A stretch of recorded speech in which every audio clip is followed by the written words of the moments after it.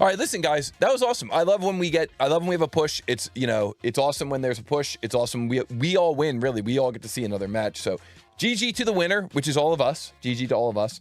And guys, we're going to turn back to plasticity to help us determine what the next challenge is going to be, the Wheel of Fate.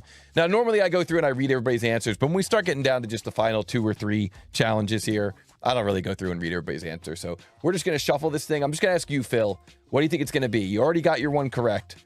You want to go 2 for 2?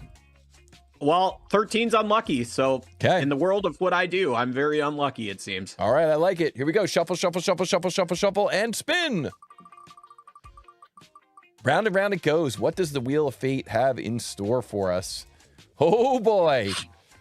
All right, guys. This is one that I wasn't sure if I was going to include this one in the tournament. But I decided, you know what? These guys are awesome. They can handle it. So here we go. We're going to take a look at our next challenge, which is going to be drawing number 17. Congratulations to everybody who predicted drawing number 17. And thank you to our friends over at Plasticity for sponsoring the Wheel of Fate. And of course, thank you so much to our friends over at Xometry for sponsoring this epic matchup. Guys, if you're not familiar with Xometry, they provide manufacturing on demand, which means that you can take your 3D CAD models and get them turned into physical parts. And if you act today, you can use coupon code TOBY20CAD and save 20% off your first order. And that is going to allow you to save up to $200, valid through the end of February. Details down below in the description. This is going to be good. Shake it off. We're ready for the next match. Here we go.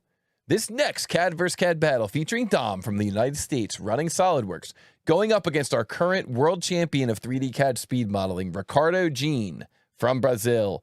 This CAD vs. CAD battle begins in 3, 2, 1.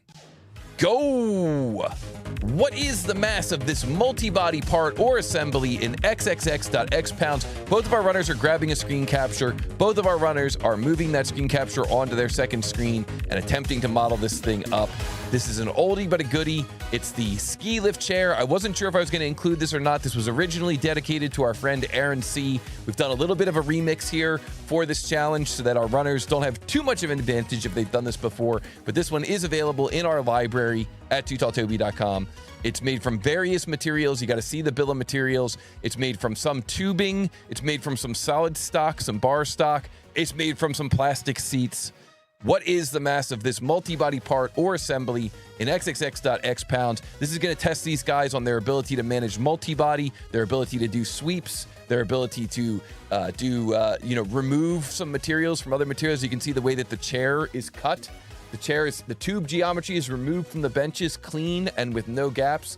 And also, please note, all dimensions are to the tube and bar center lines, unless otherwise specified. So when we call out a bend radius or anything like that, it's actually a center line dimension, not a inside or outside dimension. Center line dimensions, unless otherwise specified.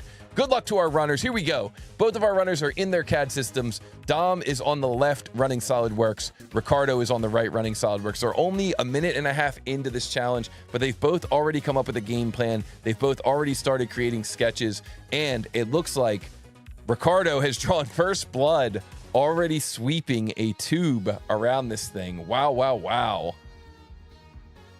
I'm still speechless by the fact that this came up in the drawing. Yeah, but the more I look at it, the more I realize it's not that bad. Not that bad. I mean, listen, this is a tier 6, okay? This is a tier 6 multi-body. This is not that easy. This is one that, if you take your time and you really work your way through, you'll be able to get through it. But unfortunately, that's a little antithetical to what we're doing here in the tournament. It's not about taking your time. It's about creating geometry. The thing is, there's so many dimensions on this thing. There's so many different parts working together that if you miss one little dimension, you're going to have a really hard time figuring out what you missed. So, man, this is going to be tough. I got to say, though, what's a tier 10 part this season? An entire ski lift? I don't know. Maybe we're going to have to get into those levels where we'll see what ends up happening. You got to design an entire chair lift, including the mountain and tree line? Maybe that's where we got to end up going here to get up to tier 10. Man, this is good. I like this. This is similar to the approach I would take. That's for sure. Yeah, you got in the drawing, and we can kind of see this from the rendering here that's on screen. Everybody who's watching can kind of see this in the rendering that's on screen. You've got, there's obviously some 3D sweeping going on here, some 3D sketching or 3D, at least 3D sweeping, because you've got that kind of main tube that goes up and around, and that main tube is made from plain carbon steel, and it is a tube.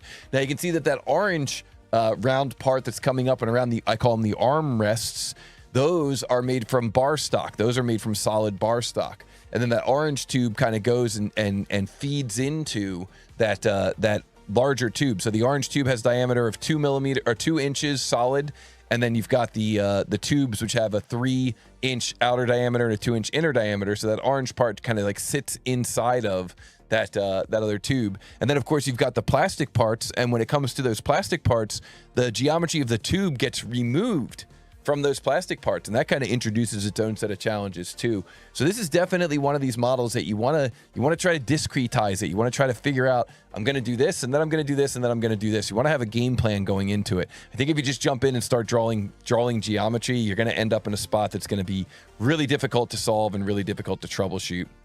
Here we see Dom on the right using SolidWorks, and it looks like he's going to be performing another sweep here. Looks like he was able to get in and do a convert entities on that geometry and now sweep the other part of that tube.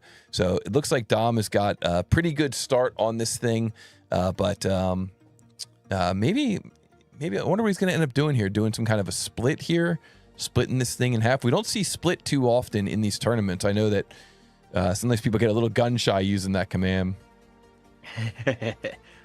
Nothing wrong with a little cut, little split surface, split body. Yeah. I know there's. I'm not gonna say anything. I just want to watch these guys. And yeah, it's so hard not to just sit here and speak on this. We almost need to get in a position where we have a broadcaster's booth where we could say as much as we want and they can't hear us. But yeah, I mean, listen, that's definitely on the horizon. Maybe we'll do an experimental tournament, or maybe even like a grudge match where we can experiment with that. I do have some solutions for that maybe would let us do that. At least I gotta say, the shape of the tubing here is relatively pretty 2D and not too crazy 3D. Yes. Right? Yeah, no twists, no helices or anything like that. So no trophy truck roll cage. Yeah, so interesting. Dom going through there and choosing to unmerge. He did an unmerge there, and then he did a mirror. And now SolidWorks has the new double mirror, so he was able to mirror in the mirror again to get that shape. And let's see, assigning. So I'm going to reveal now some of the tricks that I would use, and Dom just pulled it off there with the mirror. That when you guys look back at this video and look at some of these drawings, the amount of mirroring you could get away with to save time, 100% useful. Yeah, and it's good if you know some of the tricks too, like when you do a revolve in CAD, in Fusion, I believe in Fusion, and also in SolidWorks and in Onshape, you can get a doubled dimension when you create a dimension to a center line, so that you can revolve about that for the diameter. Well, that's a trick that I use a lot when I'm mirroring too. I'll create a dimension that goes to the center line, double that dimension across the center line, and that way I've got the max width, and then and then I just draw half of the thing. And then when I go to mirror it at the end, and then I've got that doubled dimension. So there's definitely some good dimensioning strategies that you can get into in this too. This is really cool. I do like how both of them started with the kind of side profile out in space. I think me personally here, I would have started actually in the middle and worked outwards, which would allow me to use one sketch, technically two sketches. I could have put my seats and my tubing kind of all in one spot and then worked outwards from the middle and mirrored everything across. Yeah, it's funny. I was about to say the same thing. Like, really interesting to see that they both kind of start just exactly what you said. Kind of started out in space, almost anticipating the mirror that was coming downstream. But they are both just absolutely cruising through this thing. I think both of them have had a chance to model something similar to this in the past, and so they're kind of drawing on that experience. Like I said, I do have a similar model to this in the library, and I thought, I wasn't sure if I was going to include this one. I usually try to have all fresh material for the tournament, but I actually thought this might be interesting in the semifinals to kind of, to see something that they have drawn before and maybe do have some strategies already ready to go. And it definitely, I think, has made this challenge go faster. I mean, we're only 7 minutes into this thing, and they're both kind of coming down the finish line here.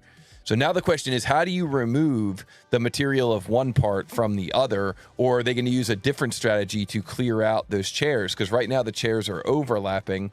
And so what are they going to do to remove the material of one model from the other? And we're going to see how they end up doing it.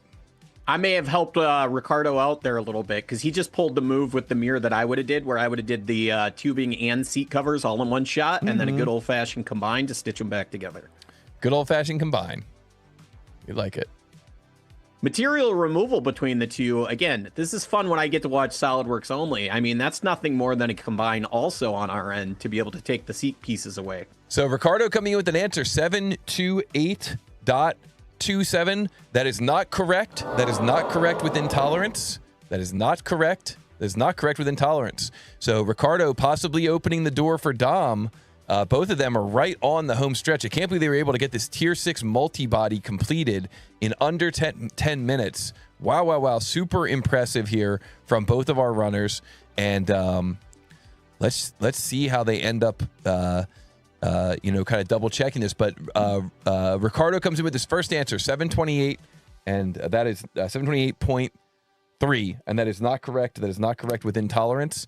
And so both of our runners are going to now be trying to figure out what they did, Ricardo is now going to try to figure out what he did wrong. He's going to try to find at least one mistake, and we don't know if he's got one mistake or multiple mistakes, and nobody knows unless you're super, super attentive to this model and to the drawing. Okay, and we see Dom bringing up his mass properties window. And Dom coming in with an answer, 730.6. And Phil, that is correct.